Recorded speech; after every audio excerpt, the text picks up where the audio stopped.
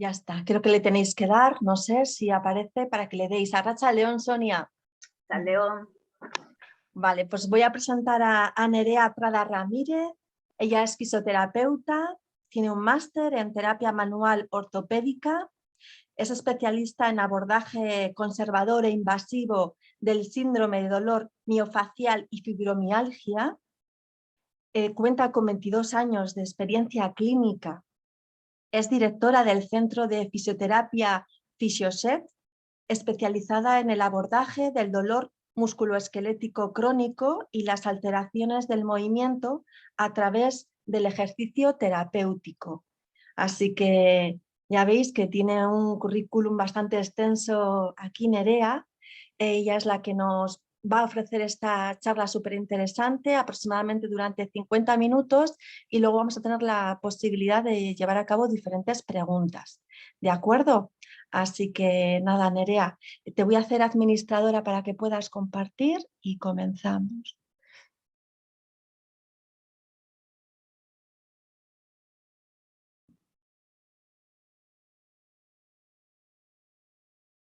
Ahora creo que puedes. Vale, a ver.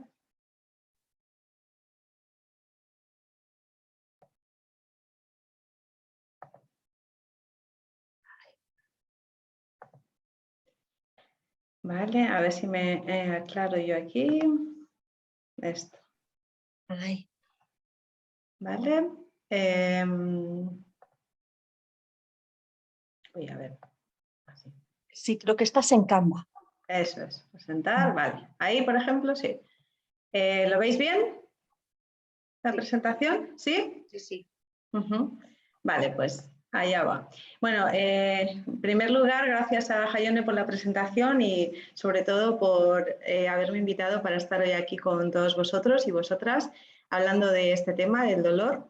Bueno, yo he pensado esta charla sobre todo desde un punto de vista práctico, intentando aportar pues, cosas que os sean útiles en vuestro día a día para manejar el dolor. Y para empezar a situarnos un poco en el contexto del dolor crónico, vamos a empezar dando unos datos, ¿no? Aunque sabemos que los datos son siempre un poco aburridos, pero es importante que tengamos algunas referencias claras, porque lo primero que suelen preguntarse muchas personas que tienen dolor es algo como esto, ¿no? ¿Por qué me pasa esto a mí? Tenemos como cierta tendencia a pensar que esto solo nos pasa a nosotros o que el resto de la gente que nos rodea pues nunca les duele nada, ¿no? Y en realidad no es así. El 20% aproximadamente de la población tiene dolor. O sea que si cogemos a otras 100 personas, va a haber otras 19 como nosotros, ¿no? Esto no nos sirve para decir, pues mira qué bien, ¿no? Mal de muchos, consuelo de tontos, como se solía decir antes, ¿no? Esto es un dato que nos sirve para ver que el dolor en realidad es algo mucho más frecuente de lo que pensamos. Porque fijaros que 20 de cada 100 es lo mismo que 1 de cada 5, ¿no? Entonces, entre los que estáis ahí, pues es probable que haya uno o varios que tengan dolor de forma más o menos continuada. Y si lo comparamos con cosas que nos parecen mucho más frecuentes, pues fijaros, es mucho más fácil tener dolor que, por ejemplo, ser zurdo, ¿no? Que solo 1 de cada 10 personas lo es. O mucho más difícil todavía tener los ojos verdes. Y más difícil tener un amigo pelirrojo, por ejemplo. Tendrías que conocer a 100 personas. Claro, el tener los ojos o el pelo de un color no tiene la misma importancia que tener dolor, ¿no? Pero ahora no estamos hablando de importancia, estamos hablando de frecuencia. Y el hecho es que tener dolor es algo que no es nada excepcional, sino más bien lo contrario. Además, esto son datos de la media, porque si nos fijamos por franjas de edad, la cosa empeora un poco. Aquí tenemos, por encima de los 65 años, 1 de cada 2 personas tiene dolor de forma continua. Pero es que entre los niños y adolescentes, casi el 40% tienen algún dolor de forma continua, ¿no? O sea, son datos pues, muy grandes, ¿no? Cifras grandes y que además no dejan de aumentar. Y bueno, vemos aquí lo que esto supone en el gasto, por ejemplo, solamente en España al año se destinan pues 16.000 millones de euros más o menos en intentar paliar de alguna forma todo este problema, ¿no? Bueno, pues estos son un poco los datos que nos hacen ver un poco la importancia que puede tener este tema en nuestro contexto, ¿no? Y la siguiente pregunta que se suelen hacer las personas con dolor es esta, ¿no? ¿Por qué me duele? Claro, esto no nos lo preguntamos con cualquier tipo de dolor. Si te das un martillazo en el dedo o si, por ejemplo, se te infecta una muela y te duele, pues no vas al médico a preguntarle por qué. Esto solo pasa con algunos dolores en concreto, cuando no tenemos bien claro cuál es el origen o por qué dura tanto tiempo. Y todo sería mucho más fácil si el dolor fuese siempre algo así, una cosa concreta, que tiene una razón clara, identificada, que entendemos bien y que es fácil de solucionar, más o menos, ¿no? Pero la mayoría de las veces esto no es así. El dolor es un fenómeno complejo que es difícil de entender y que muchas veces no tiene una fácil solución. Y si pudiésemos ver este dolor, ponerlo en un microscopio para ver qué es lo que hay ahí dentro, no nos encontraríamos una causa única. Normalmente lo que vamos a ver es algo como esto. Un montón de factores de distintas esferas, de la esfera física, de la esfera psicológica, de la esfera social, que se combinan en cada persona de una forma distinta y el resultado de esta combinación pues, hace que aparezca dolor, marca la intensidad de este dolor y también el tiempo que dura. El ver todo esto así es como pues, un montón de cosas, ¿no? Pero en realidad esto es una buena noticia porque significa que tenemos muchos factores sobre los que vamos a poder intervenir. Mucho mejor que si solo depende de uno. Por ejemplo, si solo dependiese de la edad, ¿no? Pues cuando tienes cierta edad, pues no tendríamos nada que hacer, ¿no? Porque esto es algo que no se puede modificar. O, por ejemplo, el contexto socioeconómico. Sabemos que es mucho más frecuente el dolor crónico en los contextos sociales más desfavorecidos y esto no se puede cambiar. El contexto de una persona pues, es el que es. Pero tenemos otro montón de factores sobre los que sí vamos a poder actuar en mayor o menor medida, ¿no? Claro, muchos de ellos no son fáciles de cambiar, tampoco se cambian de la noche a la mañana, ¿no? Como estas condiciones que vemos aquí, por ejemplo, pero tienen mucho que ver, una relación directa con el que aparezca dolor, porque en estas situaciones en nuestro organismo se liberan sustancias que son las mismas que se genera cuando tenemos dolor. Y por eso hay una relación directa. También con el hecho de que existan otras enfermedades. Por ejemplo, el colesterol, ¿no? Además, esto tiene que ver con que muchas enfermedades conllevan un consumo continuado de medicamentos, ¿no?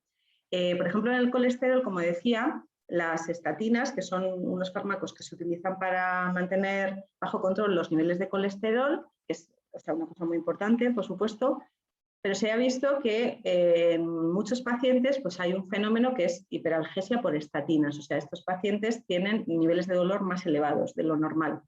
Y esto también sucede, por ejemplo, con los opiáceos, unos fármacos que en principio sirven para disminuir el dolor, cuando se consumen a largo plazo, pues al final acaban generando un aumento en lugar de disminuirlo.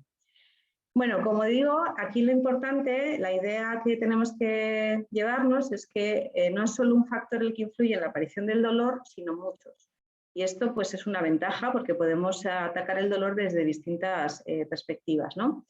Y claro, el problema es que hasta ahora nos hemos estado centrando principalmente solo en uno, que es este, el daño de un tejido en concreto, ¿no? Aquí ya estamos viendo que el dolor, como decía, pues es algo sobre lo que influyen muchos factores y el daño tisular, el daño de un tejido, es solamente uno de ellos, que puede ser el responsable o no.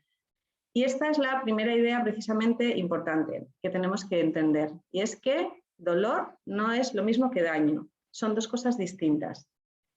Como son dos cosas distintas, se pueden combinar de 4 formas, como vemos aquí. Por ejemplo, me doy un golpe en la rodilla, me sale un moratón, tengo dolor y daño, ¿no? Al de un rato se me va pasando el dolor, pero sigo teniendo un moratón, pues solo tengo daño. Pasado mañana se me quita el moratón, ya no tengo ni dolor ni daño. También puede ser que aparezca dolor sin que haya ningún daño, por ejemplo, un dolor de cabeza, ¿no? O sea, me empieza a doler la cabeza, estoy en la oficina con un montón de cosas a la vez haciendo y me empieza el dolor de cabeza. Pero ahí está claro que en nuestra cabeza no hay ningún daño. O sea, si salgo de la oficina, me da un poco el aire o me voy a mi casa, el dolor se va pasando y no hay ningún daño que se repare o que se cure tan rápido, ¿no? Como eso, o que se cure cambiando de sitio. O sea, ahí hay dolor, pero no existe daño. Lo contrario también es frecuente, que haya daño, pero que no exista dolor. Por ejemplo, aquí vemos cuando se desgasta la piel del talón, ¿no? Ahí hay unas células muertas, un tejido que se ha destruido y esto no duele. O sea, el hecho de que haya un daño en una estructura no significa que tenga que doler. Y esto es la segunda idea importante. Esto que es, no siempre que hay daño existe dolor. O sea, aquí vemos un tejido que se ha desgastado que no duele. Y esto es muy habitual, no solo en el talón, como vamos a ver ahora, es mucho más habitual de lo que pensamos. Por ejemplo, aquí tenemos un estudio con 3.000 voluntarios que se hicieron una resonancia magnética, o sea, personas que no tienen dolor de espalda, ¿no? Y se prestaron pues, a ver, se hace una resonancia a ver qué se ve ahí.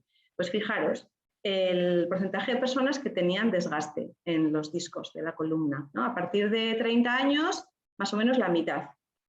En una edad media, como los 50 años, casi todos, solo 2 de cada 10 se libran. O sea, te puedes hacer una resonancia a los 40 años o a los 80, pero la probabilidad de tener desgaste es bastante alta en cualquier caso. Y esto no significa que te tenga que doler la espalda, porque aquí tenemos todos estos que no tenían dolor de nada. El mismo estudio. Aquí nos fijamos en los que tienen pérdida de altura del disco. Esto es lo que se llama, lo que se conoce popularmente como pinzamiento, que tanto hemos oído hablar esta palabra, ¿no? Pues fijaros aquí en los datos. Cada década de la vida más o menos va aumentando un 10% la probabilidad. O sea, esto es un hallazgo relacionado con la edad. Y ahora nos vamos a poner en dos situaciones. En la primera, vamos al médico que nos ha hecho esta resonancia y nos dice el médico, ¿tiene usted un pinzamiento de la columna? O varios, ¿no? Porque esto a veces son unos cuantos a la vez. Así sin más.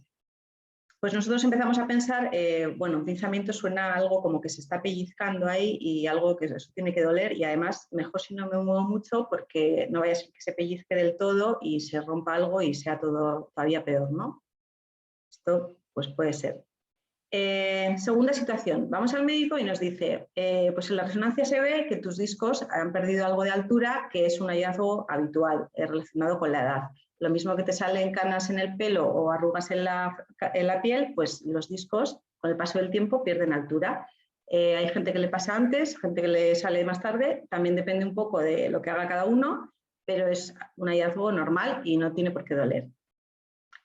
Pues la posibilidad de tener dolor en una situación o en otra no es la misma. Esto está muy estudiado y se sabe que en la segunda situación es mucho menos probable que esas personas consuman fármacos para controlar el dolor e incluso que acaben en cirugía. O sea que es muy importante cómo damos la información relacionada con la salud también. Y así pues tenemos ejemplos con todas las partes del cuerpo prácticamente. Por ejemplo, el 60% de las roturas de menisco no tienen síntomas. Lo tenemos ahí roto y no lo sabemos porque no duele, no tiene por qué doler. Hay veces que duele y otras veces que no. O, por ejemplo, el 95% de las personas que se hacen una prueba de imagen en el hombro, sin tener dolor, tienen alguna lesión en alguna estructura del hombro. O sea, tienen daño, pero no hay dolor. O, por ejemplo, el dolor cervical. No hay diferencias entre las personas que tienen dolor cervical o las personas que no tienen cuando se ven las pruebas de imagen. Podemos encontrar hallazgos de toda clase indistintamente.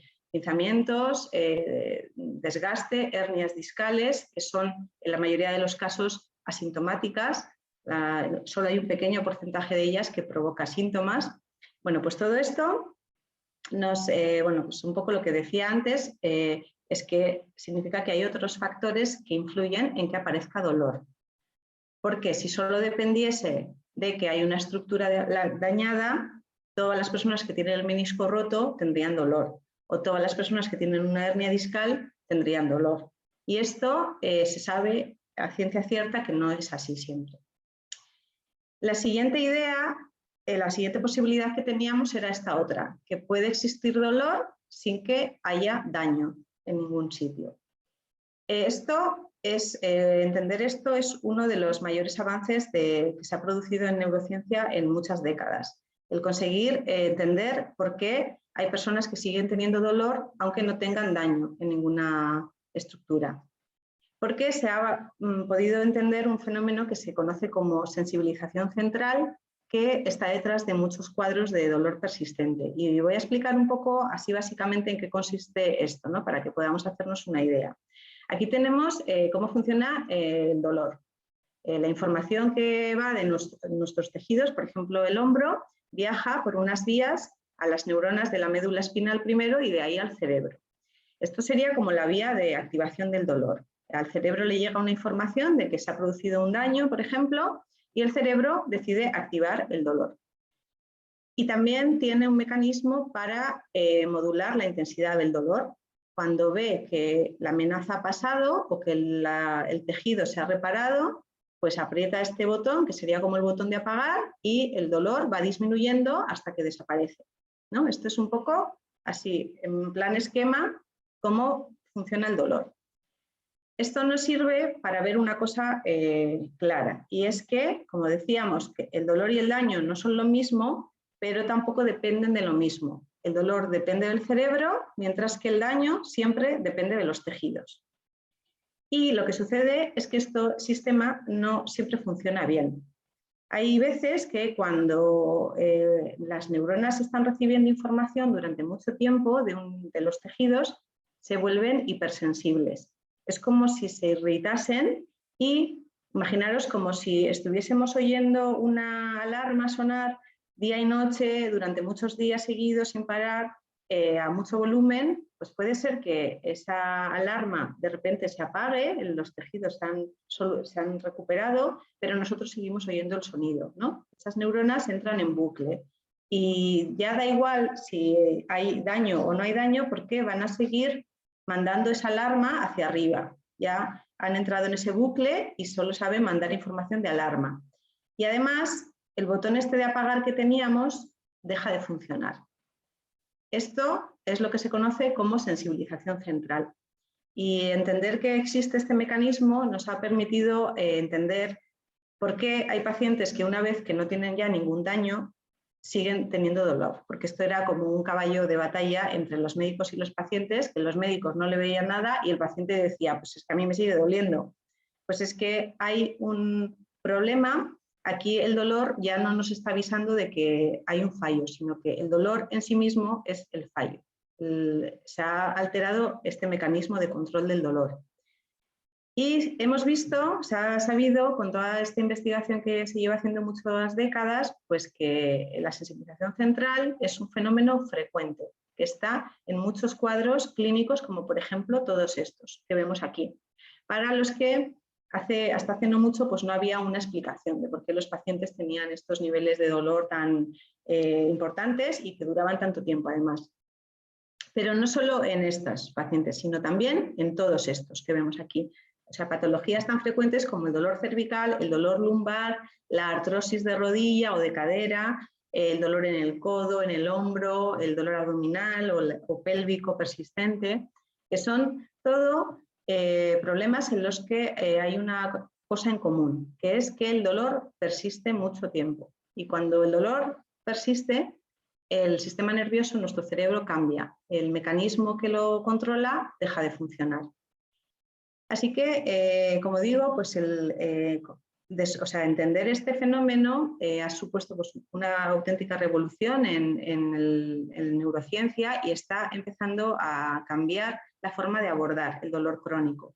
Y con este conocimiento pues, podríamos empezar a dejar de usar frases como estas, ¿no? Por ejemplo, esto de está todo normal, no le puede doler.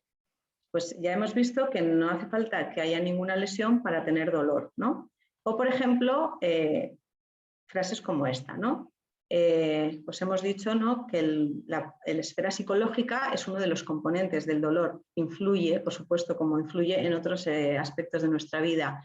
Y esto no significa que nosotros nos lo estemos imaginando o que nos lo estemos provocando a nosotros mismos. No tiene nada que ver con eso.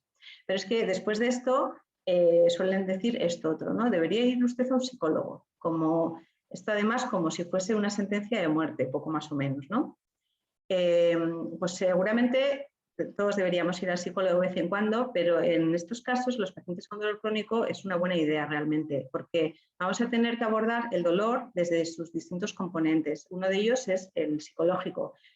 Hay otros componentes que vamos a tener que abordar también, y cuantas más herramientas usemos, es posible que tengamos mejores resultados realmente. Esta otra, no le puede doler tanto. Pues la intensidad del dolor puede ser cualquiera. No hay ninguna barra de medir que diga, pues si tiene esto le puede doler hasta aquí. Eso no existe. Tampoco cuánto tiempo puede dolerte algo, ¿no? El dolor tiene mucha tendencia a persistir en el tiempo y además cuanto más tiempo dure, más difícil es de solucionarlo. Se hace fuerte ahí, se queda ahí como atrincherado y tenemos que trabajar mucho para conseguir desalojarlo y sacarlo de ahí, hacer que se vaya, ¿no?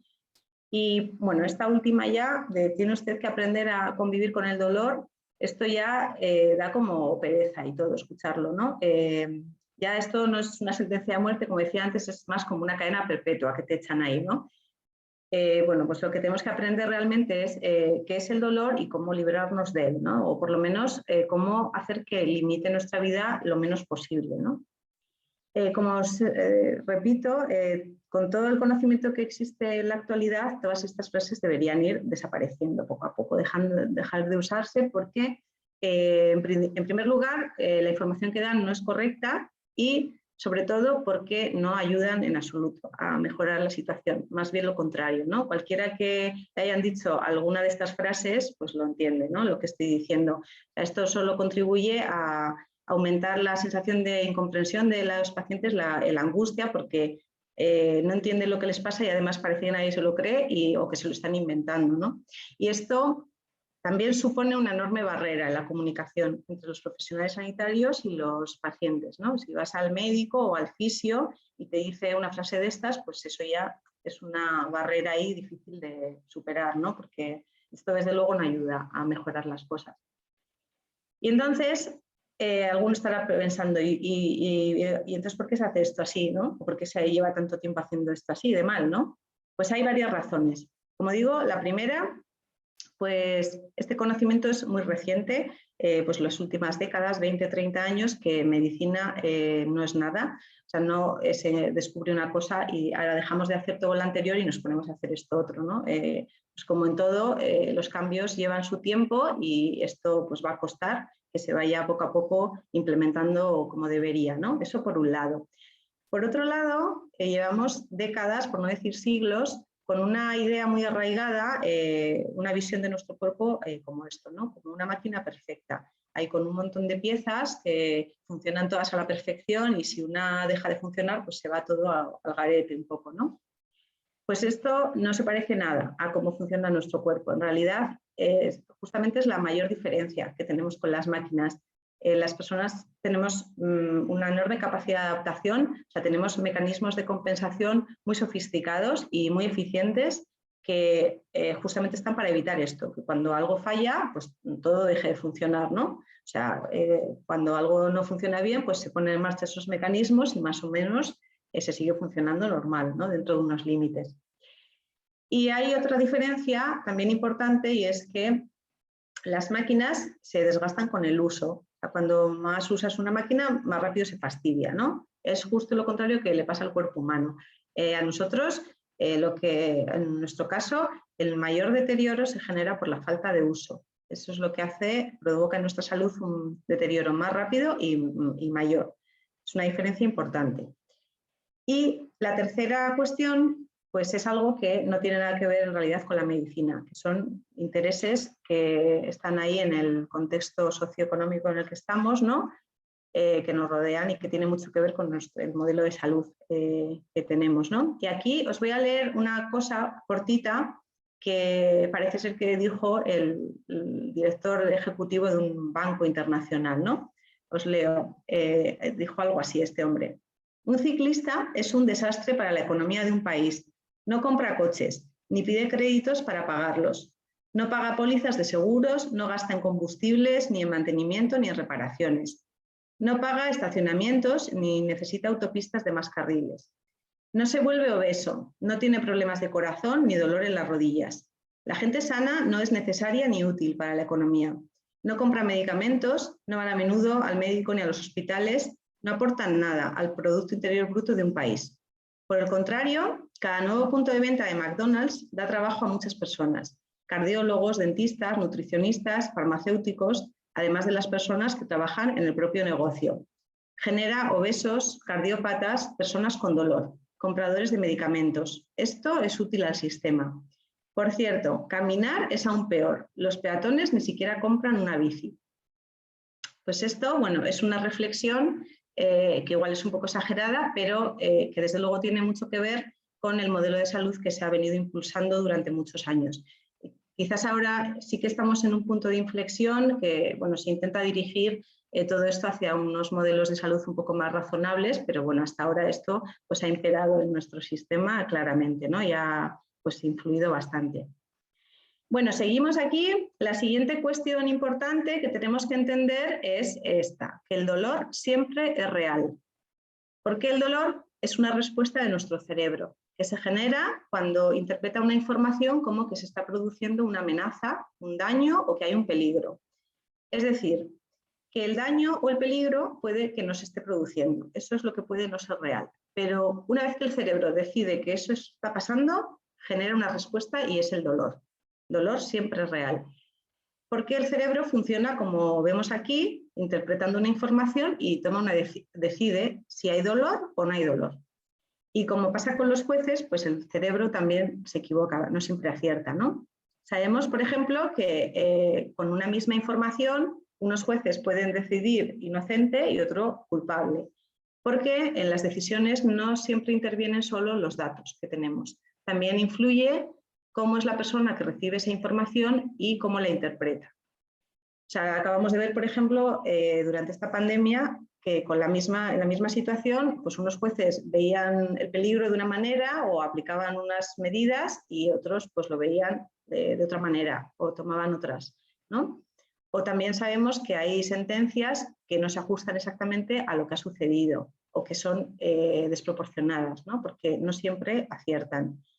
También otra cosa que sucede es que a veces se anticipan, ¿no? Como aquí vemos esto y ya parece que nos está doliendo ya solo de verlo. O sea, los jueces a veces, pues como creen que ya saben lo que va a pasar, antes de decidir si es culpable o inocente, pues ya dicen, yo por si acaso lo voy a meter aquí a la cárcel. O pueden pensar, tiene pinta de que va a fugarse, pues por si acaso le dejo aquí de mientras, ¿no? Porque cuando tomamos una decisión no solo influye la información que tenemos, sino usamos información de experiencias previas, expectativas o creencias o incluso prejuicios. Con todo eso elaboramos pues, nuestras respuestas o nuestras decisiones. Y no siempre acertamos. Y también no siempre decidimos igual en la misma situación. Esto es un poco cómo funciona el asunto, ¿no? Así que ya sabemos que el dolor es una respuesta de nuestro cerebro. Muy importante, que lo genere el cerebro no significa que lo generes tú. O que se genere en el cerebro no quiere decir que te lo estés imaginando ni que te lo estés inventando. No tiene nada que ver con eso. Es una respuesta automática e inconsciente, como muchas otras que toma nuestro cerebro a lo largo del día o de la noche incluso, ¿no? Lo que nosotros percibimos de esta respuesta es una sensación, que es el dolor. Y con esta sensación podemos colaborar, aportando información para corroborar o para descartar esa respuesta, ¿no? Para entender esto vamos a compararlo con el hambre, que es una sensación muy parecida al dolor. Forma parte del sistema de protección de nuestro cuerpo y es una respuesta que genera nuestro cerebro cuando interpreta que nuestros órganos o nuestros tejidos empiezan a necesitar gasolina, ¿no? Diríamos. Cuando el cerebro genera el hambre, pues nosotros empezamos a notar unos signos, por ejemplo, en la tripa, pues puedes notar que se te encoge o que te suena o incluso que te duele, ¿no? O sea, que notemos el hambre en la tripa no significa que el hambre se genere en la tripa, ¿no? Igual que no se genera el dolor en los tejidos, sino en el cerebro. El cerebro elabora esa respuesta y nosotros la percibimos a través de una sensación que somos capaces de reconocer. Estos signos que van apareciendo, si no le hacemos caso, pues se van aumentando, se hacen más intensos. Te empieza a doler la cabeza, te mareas, te sientes débil, todo para que hagas caso y comas algo, ¿no? Y en todo esto, el hambre funciona igual que el dolor, o sea, es una respuesta automática. El cerebro no te consulta para elaborarla, ¿no? O sea, detecta que te está bajando los niveles de glucosa, pues genera hambre para que comas algo. Y es inconsciente, o sea, no puedes generártelo a propósito, ¿no? Ahora la pregunta es, ¿este sistema funciona solo cuando es necesario? O sea, ¿solo tenemos hambre cuando nuestros órganos o tejidos necesitan nutrientes? Pues no, ¿no? Porque uno pasa por aquí y solo ver o imaginarse el olor de esto, pues ya te entra hambre, ¿no? Esto no significa que justo en ese momento te está bajando la glucosa. Esto significa que hay estímulos o informaciones que pueden confundir o presionar al cerebro para que tome una decisión, ¿no? Además, nosotros podemos colaborar con esto, porque, por ejemplo, si pensamos en este momento, hace 10 minutos que acabo de comer, ¿no? O pensamos, pues hace 4 o 5 horas que no he comido nada, mira, ¿no? O no es lo mismo. O, por ejemplo, pensamos, vemos esto y decimos, pues estos bocatas me recuerdan a las meriendas en casa de mi abuela cuando era pequeña. No es lo mismo que pensar, tengo una reunión con mi jefe dentro de 10 minutos, ¿no? Nosotros podemos, con la información que aportamos, aumentar, disminuir o incluso eliminar la sensación de hambre, ¿no? Claro, esto obviamente no siempre funciona, ¿no? Si llevas 3 días sin comer, pues el pensar que tienes una reunión con tu jefe no te va a quitar el hambre ese. Pero, o sea, no siempre funciona, pero muchas veces sí, funciona así. Aquí tengo, para el que le gusta más, el dulce que el salado, ¿no? ¿Qué pasa si cada vez que tenemos hambre comemos algo de dulce, ¿no? Pues al cerebro le encanta el dulce. Glucosa es de lo que se alimentan las neuronas fundamentalmente, ¿no? Entonces, si el cerebro aprende que cada vez que genera hambre le damos dulce, ¿qué va a hacer? Pues constantemente, cada vez más a menudo, genera hambre para que le demos dulce. ¿Significa esto que nuestros órganos y tejidos necesitan nutrientes? No, significa que estamos entrenando mal a nuestro sistema. Y cuando entrenamos mal el sistema, pues este deja de ser útil, porque puede ser que llegue un momento en el que notas hambre y no sabes si es porque realmente necesitas comer o por qué o no. En esto se parece mucho al dolor, ¿no? El dolor, si le prestas más atención de la necesaria o si le prestas atención cuando no es necesario, deja de ser útil y deja de avisarnos de que existe un peligro. Y además también sucede como con el azúcar, al cerebro le encanta la protección, o sea, le encanta generar respuestas de defensa, porque es para lo que está diseñado, lo que le resulta más fácil hacer. Así que eso es para lo que sirve el dolor, para protegernos. El cerebro elabora una respuesta para que podamos reaccionar y decide activar una alarma y también el volumen al que la pone, ¿no? Pero como es una respuesta, pues puede ser que no sea la respuesta correcta, no siempre es la respuesta correcta. Puede ser que la alarma, o sea, la amenaza no exista o que el peligro no sea tan grande como pensábamos, o también puede ser que ponga la alarma a un volumen mucho más alto del que debería ser, o un volumen que no es el adecuado. Por ejemplo, o sea, el cerebro funciona un poco como los padres y las madres con los niños, ¿no? O sea, nos quiere proteger a toda costa de cualquier daño o cualquier peligro que exista, ¿no? Y aquí tenemos una amenaza que son las caries, ¿no? Es un peligro que pues, no es grave, ¿no? Tampoco es inminente porque no sabe si va a pasar o no, pues está ahí un poco ahí a lo lejos, ¿no? Ahí lo normal es que ante un peligro de este tipo, pues la señal que usemos sea un tono de alarma bajito, ¿no? Del tipo, niños, lavaros los dientes, por favor. En función de la respuesta que obtenemos, pues vamos subiendo el tono o no. Si a la primera te hacen caso, no tendría sentido que nos pongamos a chillar, ¿no? Pero si vemos que cada vez necesitamos llegar al he dicho que os lavéis los dientes, pues es posible que en un momento empecemos ya directamente por ese volumen, ¿no? ¿Qué pasa si todo el rato estamos chillando? ¿No? Pues el gritar deja de ser útil. Al final no te hacen caso porque no saben si está pasando algo realmente o si es porque gritas a todas horas, ¿no? Esto ya, además, tienes ahí un problema gordo, ¿no? Cuando esto pasa. Porque es muy importante que normalmente tengamos una señal bajita para cuando hay que gritar que te escuchen a la primera, ¿no? Por ejemplo, aquí. Aquí es importante que grites y te hagan caso a la primera, ¿no? Así que, en resumen, tanto si el volumen de la alarma que tenemos no es el adecuado como si generamos una alarma donde no hay un peligro, pues el sistema, el dolor, deja de sernos útil, ya no nos avisa de nada, ¿no? Deja de protegernos. Bueno, y si el dolor sirve para protegernos, ¿cuál es el peligro, no? ¿El peligro qué es? Pues es todas las cosas que pueden hacernos daño, o sea, que nos causan daño o que pueden causarlo, ¿no? Por ejemplo, me corto el dedo con un folio, pues me duele y eso me sirve para ponerme una tirita que no se me infecte, o sea, que no haya un daño mayor, ¿no? Por ejemplo, la compresión. Estoy sentado en la oficina unas horas y muchos tejidos de mi cuerpo están recibiendo un exceso de presión. Si no me muevo, pues aparece una señal de dolor que te dice, oye, o te levantas o aquí va a empezar a haber una destrucción de tejido, ¿no? O sea, ahí todavía el daño puede que no se haya producido, pero te está avisando de que puede pasar. Por ejemplo, acercas el dedo al fuego, ¿no? Al calor. El dolor ese que notas es para que quites el dedo. Todavía no se ha producido un daño, pero te está avisando de que lo quitas rápido o que va a haber un daño ahí importante. También hay situaciones en las que puede haber una destrucción de tejido importante, un daño grave, ¿no? Como estas, la infección, el cáncer, y ahí pues el dolor nos avisa de que está habiendo un daño grande, de verdad. O pueden ser agentes químicos externos, como hemos dicho antes, como los medicamentos, pero los más habituales son los agentes químicos internos, los que genera nuestro propio organismo en distintas situaciones. Por ejemplo, hemos dicho antes la obesidad o, por ejemplo, en el estrés.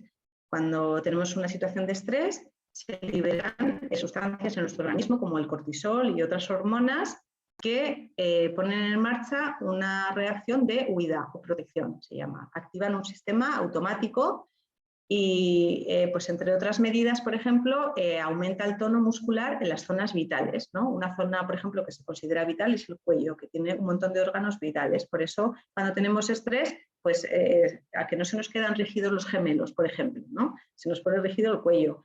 Los gemelos, mejor que no se pongan rígidos por si tenemos que correr, ¿no? Y esto, que puede parecer muy primitivo, pues en realidad es que como somos ahora, es solo una pequeña, un 3% de la historia de la evolución en nuestra especie, ¿no? El otro 97% hemos estado en el modo huida ese, y eso es algo que prevalece en nuestro sistema todavía.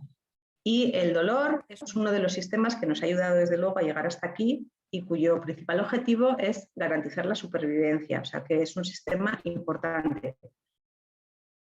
Bueno, pues ya sabemos que es el cerebro el que va a regular este nivel de protección. Si detecta una amenaza o un daño que se está produciendo, activa el dolor.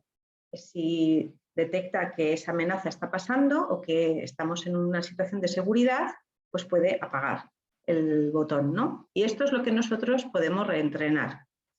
Igual que entrenamos el cuerpo para conseguir mejorar nuestras capacidades o obtener nuevas habilidades, pues también podemos entrenar al cerebro a interpretar la información de otra manera o también a aportar información nueva para que pueda tomar decisiones correctas, ¿no? Por ejemplo, hay veces que podemos tomar una decisión correcta en un momento concreto y después esa decisión pues ya deja de ser la correcta, ¿no? Si vamos a ir a una batalla, pues yo me pongo este traje y esto es una decisión correcta, puede ser útil para evitar que te lesiones, pero si termina la batalla y sigues con esta ropa puesta, pues luego ya deja de ser una ayuda y más bien es un problema, ¿no? Ahora ya esto, antes que algo que era útil, pues deja de serlo. Y tenemos que entrenar en reevaluar constantemente si las decisiones que hemos tomado en un momento, pues hay que modificarlas.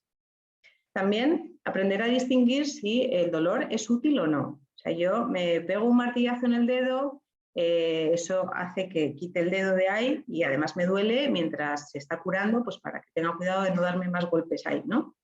Eso es un dolor útil. Es distinto a, uy, pues se está cambiando el tiempo, me duele la rodilla, parece que me va a doler y efectivamente acaba doliéndote, ¿no? Pues ahí la amenaza que vemos realmente no existe porque un cambio de tiempo no es ninguna amenaza y el dolor que aparece tampoco sirve para reparar nada. Ahí tenemos que intentar ver si realmente no serán otros factores los que están influyendo o no los factores meteorológicos que normalmente no tienen mucha culpa ni tampoco mucha solución, ¿no? Por ejemplo, puede ser que el cerebro no esté recibiendo información completa o que esté recibiendo una información borrosa de la situación, algo como distorsionado. Y entonces, si por ejemplo esto es el guardián de un castillo, ve a toda esta gente corriendo hacia él, pues dice, yo por si acaso doy a la alarma, ¿no? O podemos esperar, aprender a esperar, a tener más información para ver que esto realmente no era una amenaza, como un peligro, como pensábamos. Esto también se puede entrenar.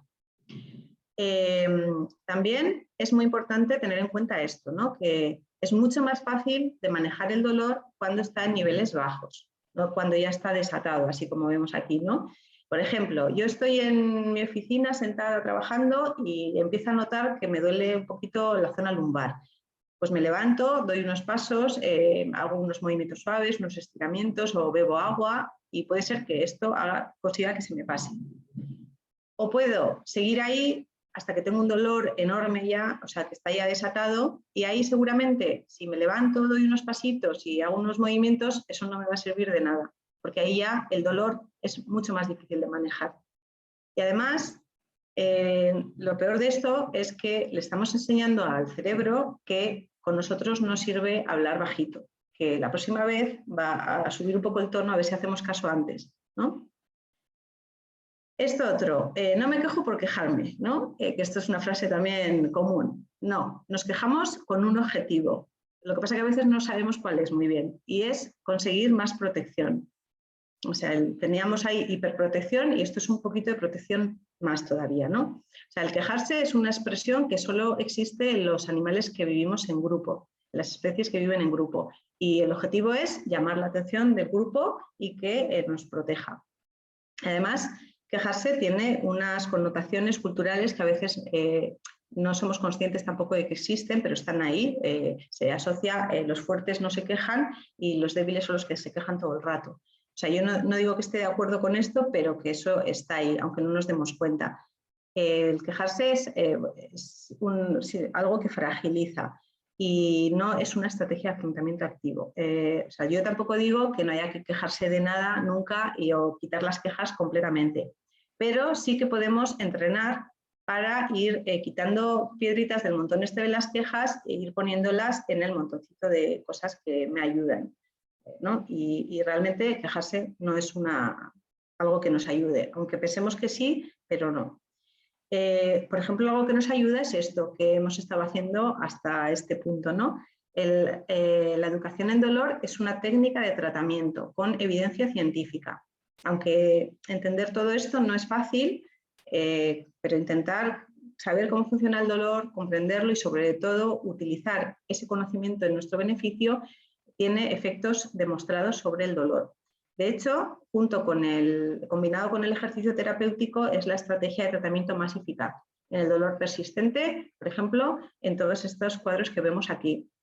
En el caso de la enfermedad inflamatoria intestinal, todavía no existe evidencia científica, pero se está haciendo ahora mismo un ensayo clínico macroestudio en Reino Unido con cerca de 700 pacientes que se publicará a finales de este año seguramente, en el que van a mostrar pues, la eficacia de la educación y el ejercicio terapéutico en comparación con los tratamientos que se están utilizando actualmente, ¿no? Bueno, ¿y qué significa la educación en dolor? Pues aquí tenemos a Arturo Goicoechea, que es un neurólogo vasco, que es pionero en la pedagogía en dolor, y aquí veis lo que significa, ¿no? Es un proceso de aprendizaje, aprender y poner en práctica luego lo que hemos aprendido, ¿no? Que necesita un trabajo y tiempo. Y como dice, pues existe una evidencia científica arrolladora de que el afrontamiento activo por parte del paciente es la clave para conseguir librarnos del dolor, o por lo menos que influya lo menos posible, ¿no? Y bueno, como decía, pues la educación en dolor tiene que combinarse con el ejercicio terapéutico para obtener el mejor resultado posible. En esto tampoco existen recetas mágicas, o si existe, pues es la misma que antes, ¿no?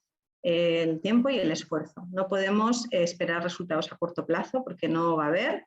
El dolor es un problema complejo normalmente, que los problemas complejos pues no tienen soluciones ni fáciles ni rápidas. Y además, en los pacientes con dolor crónico nos encontramos que muy habitualmente tienen barreras frente al ejercicio, muchas barreras, ¿no? Por ejemplo, nos encontramos muchas frases como esta, ¿no? Tengo miedo a moverme, a ver si voy a lesionarme más. Bueno, el ejercicio terapéutico es una técnica de tratamiento segura que tiene muy pocos efectos adversos y cuando los tiene son leves, que no van más allá normalmente de cansancio, fatiga, agujetas o dolor que desaparecen en unas horas. Esto, si nos leyésemos el prospecto del ejercicio terapéutico, todos haríamos sin problema. Claro, esto tiene que ser supervisado por un profesional sanitario y siempre adaptado a las características de cada persona, porque aquí en el ejercicio terapéutico sí que no sirve el hacer lo mismo para todo el mundo, ¿no? Esta es una de las claves. Esta otra, ¿no? Ya he intentado hacer y no ha funcionado o luego está peor, ¿no? Por ejemplo.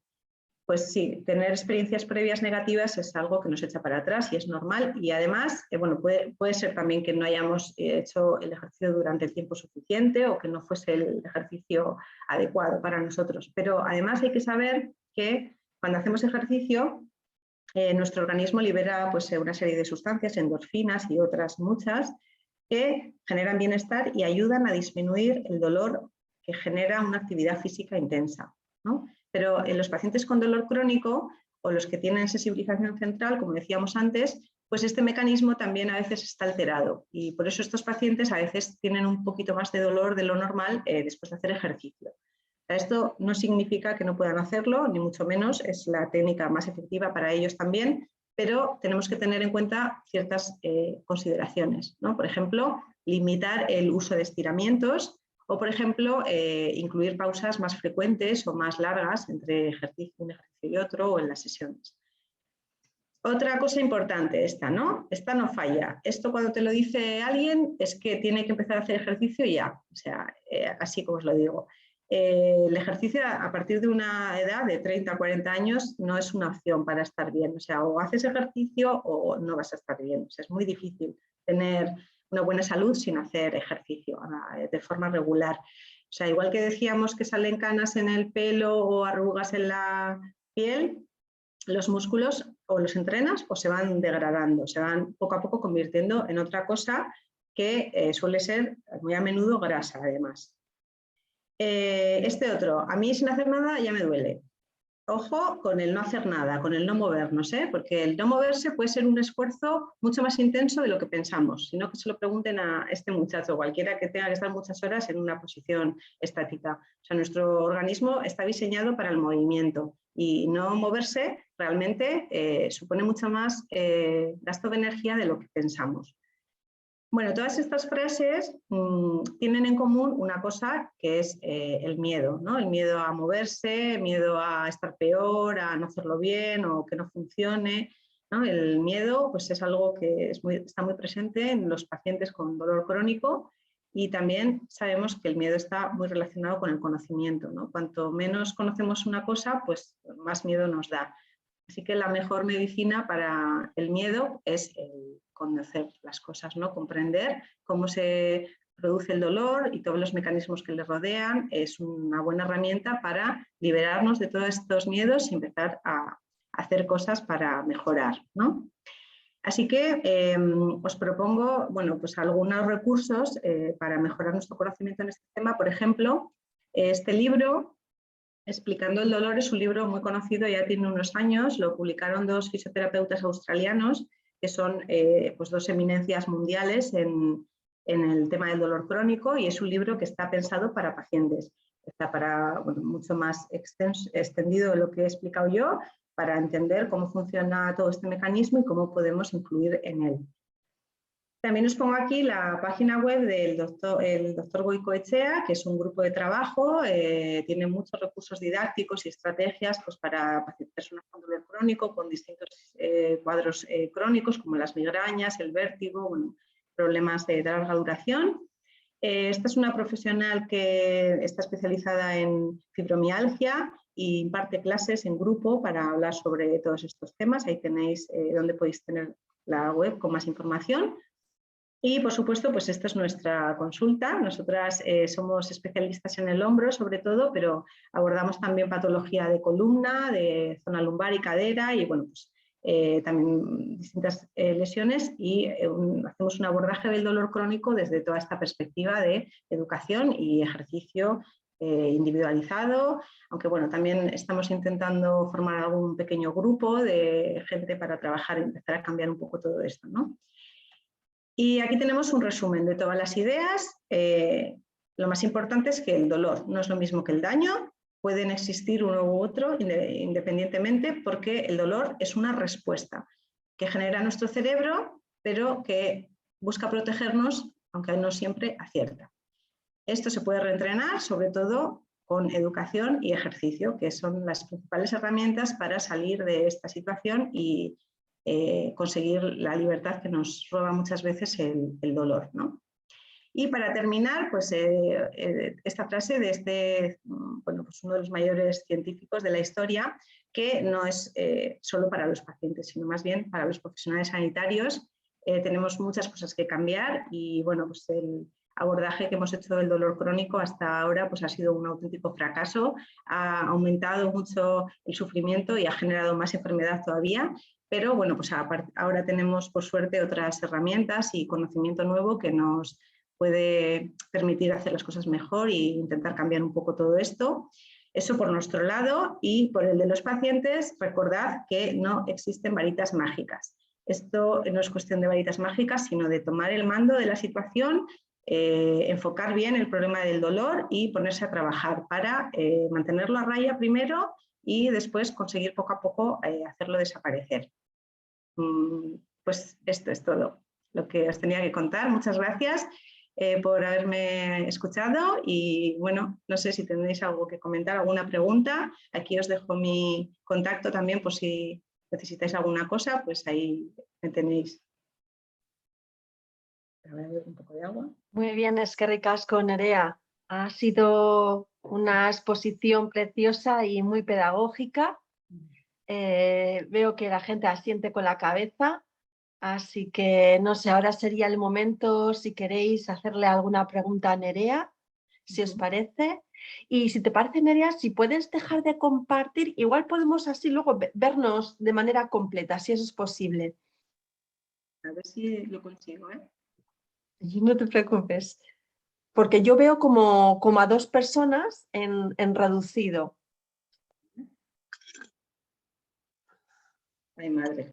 Pues sí, voy a intentar, pero... Usted está viendo la pantalla, igual arriba le dices dejar de compartir y verás un botón como rojo que dice dejar de compartir. Está, ¿no? Eso es. Ahora nos vemos. Bueno, yo ahora... Muy bien. Venga, os animo entonces a hacer alguna pregunta, alguna consideración. Yo rompo el hielo si queréis. Venga. Bueno, yo agradecer a Nerea que nos haya dado esta charla. Yo ya soy un poco más resabida en esto gracias a ella, porque soy paciente de Nerea desde hace 7 meses por lo menos. Yo acudí a ella por también problemas de dolor crónico. Me ha hecho cambiar totalmente este concepto con todo lo que nos ha contado. La mejoría ha sido espectacular. Yo no tomo ya analgésicos en mi día a día como tomaba antes y frases, por ejemplo, que me ha notado de tienes que aprender a vivir con el dolor, que las he oído tantas veces a decirme ella, esto lo vamos a mejorar, y así ha sido, o sea, ha sido un cambio en la forma de abordar el dolor bestial. Siempre me aconsejaba lo mismo, ejercicio suave, caminar, tai chi, o sea, todo cosas que no fueran, no estires la espalda, no la dobles, no hagas esfuerzos, cuando ella me transmitió todo lo contrario, ¿no? De forma gradual. No hay que encender al dolor porque lo mío era todo estiramientos y venga y a intentar y a ponerle voluntad, pero de manera equivocada. Entonces, la importancia de dar con un buen profesional es fundamental. Nerea desde el primer momento puso mucho, o sea, no quiero decir perdió tiempo, que eso no suena bien, sino que invirtió mucho tiempo en escucharme, en elaborar un buen diagnóstico y sobre todo para mí fundamental que alguna vez, ¿verdad, Nerea? Decía, pero ¿me crees? O sea, yo iba ahí con esa cosa de, pero ¿me crees que me duele lo que me está pasando? Porque la sensación muchas veces es que no te creen, ¿no? Que lo que ha contado ella muy bien. Así que yo estoy encantada y la verdad es que el cambio que se ha producido en mi vida ha sido espectacular. Y ya dejo pasar a los compañeros. Yo también estoy encantada con ella, ¿eh? Pues sí. Sí, bueno, es verdad que nosotros estamos aquí para enseñar las cosas, pero bueno, también, como decía, la clave está en los pacientes, en que lo reciban y cambiar todas estas cosas que tenemos tantas veces oídas y que nos han hecho creer tanto, pues no es fácil, tampoco es cuestión de creérselo a la primera, pero bueno, sí que cuando vemos que las cosas no funcionan, pues hay que dar una oportunidad a otras herramientas, ¿no? Que si realmente están mostrando que son efectivas, aunque no son rápidas ni fáciles, porque esto no es nada fácil, pero hay que intentar y bueno, pues muchas veces se consiguen resultados que pensábamos que no podían llegar, es verdad. Se puede, se puede.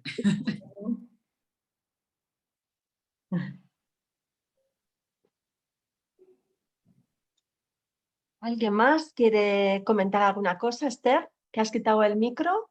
No, No. que me ha parecido Toni. muy interesante, pero así de pronto nada. Muy bien. Bueno, Inma, yo quería Sonia. comentarle una cosa a Nerea que también me ha parecido súper curioso cómo hacemos lo de el relacionar, ¿no? O, ay, es que el cambio de tiempo, es que eso es una pasada. Y yo estaba convencida de que eso es así. Te lo escucho decir a ti que eres una profesional y digo, ostras, es que igual ya estamos predispuestos a fijarnos igual por todo lo que has explicado, ¿eh? A fijarnos más en el daño, a buscarlo cuando ya va a cambiar el tiempo, cuando hace frío, qué frío, y lo asociamos directamente y realmente igual sentimos más el dolor porque hacemos esa asociación, pero es que yo lo escucho tanto, yo misma también, ¿no? Y ese tipo de cosas y pues lo de educar a nuestro cerebro como para tantas cosas es que me parece fascinante. Yo creo que nos falta mucha conciencia de la relación que existe entre el ejercicio, ¿no?, físico y nuestra salud y todos los dolores, ser consecuentes con la edad que tenemos, que me parece una pasada, porque yo llevo un tiempo haciendo ejercicios de hipopresivos, pues por una operación que me hicieron con una colega tuya fisioterapeuta, y la verdad es que muchas veces me da como mucha pereza y tal, pero es que cada vez que hago, es que luego es que me siento con mucha más energía y es una llamada pues, que te lo va pidiendo el cuerpo. Y yo estoy en ese proceso y me doy cuenta pues que cuando voy a caminar o cuando tengo muchísima más energía, es una pasada. Y lo fácil también que es perder eso y entrar otra vez y hay que ser muy constantes. Entonces, bueno, me ha parecido muy interesante muchas cosas que has dicho que me han llamado la atención. Sí.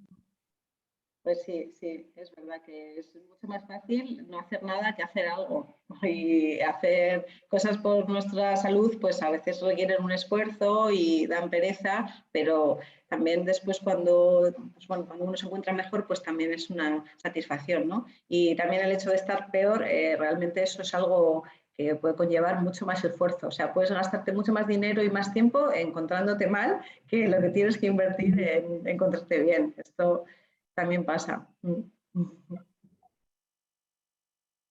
De acuerdo, fantástico. Pues no sé si alguien más se anima a hacer alguna pregunta, a opinar, si queréis, a compartir. Yo creo que Nerea de alguna manera os ha convencido en incorporar en vuestro día a día la práctica del ejercicio, ¿verdad? Somos conscientes. Sí, ¿no, Ima? Ángela, Roberto. Sobre todo que si no funciona lo que estás haciendo, que hay que seguir buscando, ¿no? Y dar con un buen profesional porque al final, aunque veas que no consigues resultados, igual es que el método que estás utilizando no es el adecuado y no hay que rendirse. Hay que buscar esos buenos profesionales que detecten, ¿no? Que no sean el sota caballo rey, como decía Nerea, que es lo que nos encontramos siempre, pues venga, los opiáceos, a la unidad de dolor o a rehabilitación que te hacen siempre lo mismo, nunca, no consigues, o sea, vas cayendo en el desánimo porque ves que los tratamientos que te ofrecen no funcionan, entonces hay que seguir insistiendo porque se encuentran. Yo he encontrado a Nerea, que es mi ángel de la guarda, después de mucho tiempo, o sea que siempre hay que seguir insistiendo y buscar la luz. Muy bien. Comparto la misma opinión contigo, Izaskun. Y yo creo que la exposición de Nerea ha dicho cosas que en muchas ocasiones trabajamos aquí desde Mindfulness, ¿no? Como que el cerebro no es una máquina perfecta, ¿no? Que muchas veces nos dice cosas y estas cosas a veces está desde la manera que tiene de tratar de protegernos, pero que el sistema de alarma está totalmente disparado. Esto ha sido algo a mí, que yo también soy paciente de Nerea, cuando se lo escuché, me pareció algo absolutamente maravilloso que conecta, como ella bien ha expuesto, con toda esta revolución neurocientífica del abordaje, ¿no? De la relación mente-cuerpo, y me parece muy bueno llevarla a nuestra vida, ¿no? Con esta patología que tenemos, ¿no? De cómo a veces el cerebro nos está diciendo una cosa, pero dices, uy, cuidado, ¿eh? Le tengo que reeducar. Así que hay veces que no tenemos que creernos todo lo que nos dice, entre comillas, que también eso lo aplicamos desde Mindfulness, ¿no? Cuando nos dice pensamientos muy intrusivos, a veces un poco difíciles, negativos, tenemos que poner distancia. Fijaros qué bonito los tiempos que vivimos en esta manera de relacionarnos con la mente, ¿verdad? Así que... Y yo es que no entiendo bueno, es la primera vez que escucho una charla de estas, entonces pues sí que me ha parecido muy interesante lo del daño, el dolor, o sea, y el cerebro, todo, lo he escuchado muchísimo, está muy atenta y sé, ¿no? Pero claro, yo por ejemplo, ayer que tuve un día, o sea, de dolor, no me tomé nada, ¿eh? O sea, que no podía con mi alma, o sea, por un brote de colitis. Entonces dices, o sea, ¿qué tiene que ver ahí el cerebro? Si a mí, o sea, yo sé que tengo un brote, mi intestino está mal, está muy inflamado y me duele. Yo ahí, por ejemplo, ¿qué puedo hacer? ¿Cómo puedo educar yo a mi cerebro para pensar y creer? Y yo ya sé que esto no tiene que ser en un día, claro, y todas las cosas no se hacen en un momento. O sea, es a base de trabajar y trabajar y trabajar. Pero es que la verdad, o sea, no lo sé. No sé si también tenéis respuestas, porque ya he entendido también ahí, habéis dado un dato que con el tema de las inflamatorias están haciendo un estudio y que todavía no se tiene muy claro todas estas cosas.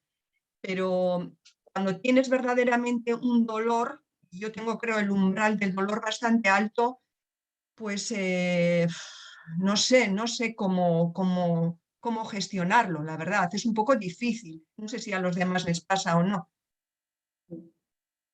Claro, bueno, la cuestión está en que muchas veces, como explicaba, cuando hay dolor de forma recurrente, cuando durante mucho tiempo hemos estado recibiendo un estímulo, como puede ser en un brote inflamatorio, pues se liberan unas sustancias en nuestro organismo, ¿no? Entonces, nuestro cerebro está ya muy atento, en cuanto detecta esa sustancia, dispara una alarma, porque ya tiene esa memoria guardada y ya sabe lo que va a pasar. Y esto es un poco un asunto químico en este caso. En un brote inflamatorio se liberan unas sustancias y el cerebro, que está como ahí expectante, en cuanto aparece una, dispara todas sus alarmas. Esto, claro, las sustancias químicas no las podemos eliminar porque se generan, eso no, de momento pues no se puede controlar o no tiene solución. Lo que sí podemos intentar es que nuestro sistema, cuando detecta eso, vaya bajando un poco el volumen cada vez más, porque puedes saber que eso, por ejemplo, no va a durar más de un tiempo en concreto, que eso no significa que vayas a empeorar a la larga. Bueno, puede ser que poco a poco, haciendo un trabajo sobre ese sistema, pues cuando detecta que aparecen las células inflamatorias esas, no dispare una alarma tan intensa, por ejemplo. Vale. También intentar identificar cosas que pueden hacer, o sea, herramientas que tenemos cada uno que sabemos que pueden ayudarnos a estar mejor. Porque yo, en el caso de las enfermedades inflamatorias, pues no tengo pacientes de este tipo, claro, porque no es mi campo, pero yo tengo pacientes que tienen dolor lumbar crónico y te dicen, es que, claro, a mí se me pone el dolor y es que tengo un dolor horrible. Y le dices, pero cuando haces unos movimientos se te pasa, sí. ¿Y por qué no los haces? Ay, pues porque tengo un dolor que es que me tumbo ahí hasta que se me pase. O sea, estamos muchas veces entrenados en que hay herramientas que sabemos que nos sirven, pero por lo que sea, pues no las usas, por ejemplo.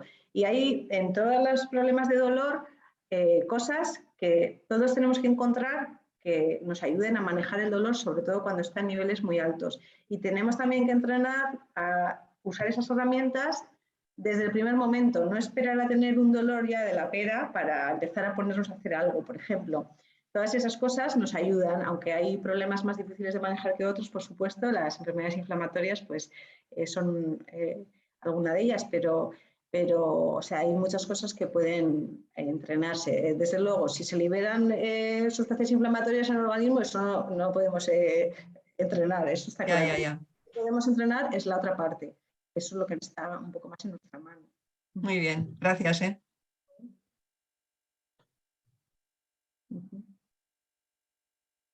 Muy bien, muchas gracias, Nerea. No sé si alguien quiere hacer algún aporte, si no lo dejaríamos aquí. De hecho, tenemos, como lo estamos grabando, tenemos la oportunidad de volver a verlo y volver a apuntar los recursos que nos ha dado Nerea al final de la charla.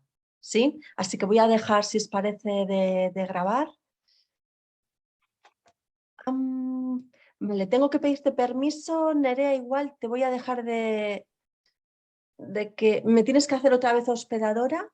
No sé si, Nerea, para que yo pueda dejar de grabar, si es posible. ¿Y eso cómo hago? Le das a participantes, se despliega quiénes estamos. Yo soy Aku Vizcaya y ahí le das al botón derecho y dice hacer hospedadora. Y si no, igual no puedo. Sí, ya está. Sí. Ahí, ¿Sí, no? eso es. Vale, perfecto. Pues yo creo detener la grabación. Eso es.